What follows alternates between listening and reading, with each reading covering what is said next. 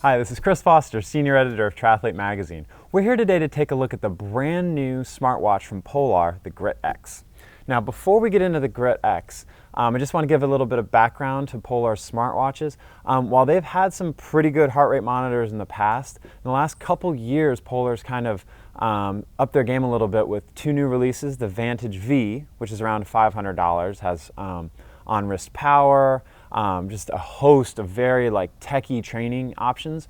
And then the Vantage M, which is almost half the price, doesn't have running power, but still has a ton of the abilities of the Vantage V.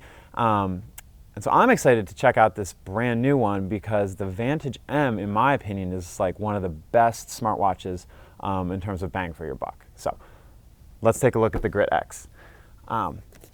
So Polar's new Grit X is kind of focused a little bit more towards kind of the outdoor segment. The idea being it's a little more of like a smaller footprint version of the Fenix 6, for instance, from Garmin. While it does do all of the triathlon functions that the Vantage M, the Vantage V do, multisport, obviously racing, open water swimming, lap swimming, running, cycling, connects to external sensors.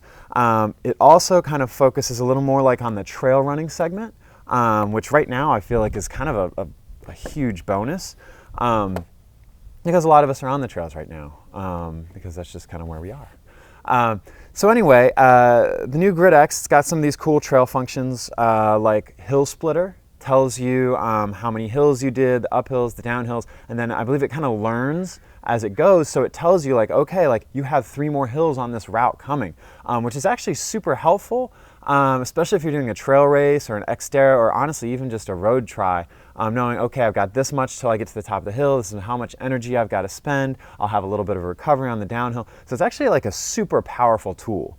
The other kind of things it has that kind of fall outside of the Vantage V, because it's got about just the same features as the Vantage V. It's got running with power, it's got a lot of the recovery heart rate stuff built in, much more accurate than a lot of the other brands' wrist-based heart rate. So that's huge. It's got a fuel tracker, so it kind of reminds you when to eat, notifies you when you need to take in more calories. It does kind of this carb, fat, protein breakdown after your workout to tell you how much you've, estimated how much you've burned. It can only do so much, it's a watch. And it does all the other cool little smartwatch stuff like phone notifications.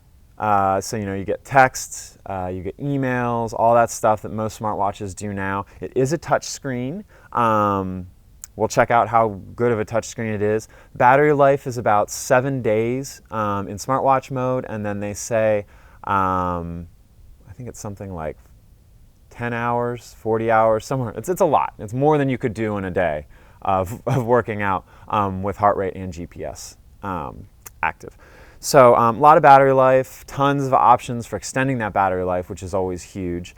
Yeah, so it's a pretty complete smartwatch. The only features that are kind of missing from this, stuff like music, okay? So it's, again, going to be more of a training, not lifestyle smartwatch as opposed to like the Suunto we looked at a few weeks ago.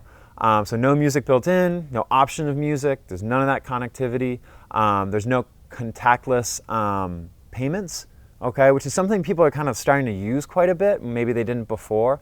So you can't load your Apple Pay or Garmin Pay, all that kind of proprietary stuff onto this watch. This is more of a workout watch, though it looks like the profile is pretty slim. If you kind of look at it compared to the Garmin 5, it's definitely a smaller profile, which is good. So if you liked the features of the Fenix series, but you didn't like the bulk of it, this could definitely be a good option. It's supposed to be a very hardy watch. They say military grade, tested for drops, and obviously it's waterproof and things like that. So all in all, a pretty exciting watch from Polar. Not as expensive as the Vantage V, but it has 95% of the same features. I think it's only missing an orthostatic run test and some of those kind of higher end recovery and heart rate tools that honestly I don't know if a lot of people used. But if you did, Grit X is probably not for you. Anyway, I'm excited to take this one out, especially because I've been doing a lot of trail running. So we'll put this out on the trails. We'll try to get in some biking because it does connect to ANT Plus Bluetooth devices too. so it has that expandability. But I'm excited to check this one out, and we'll report back with the review very, very soon. I'm Chris Foster. We'll talk to you later.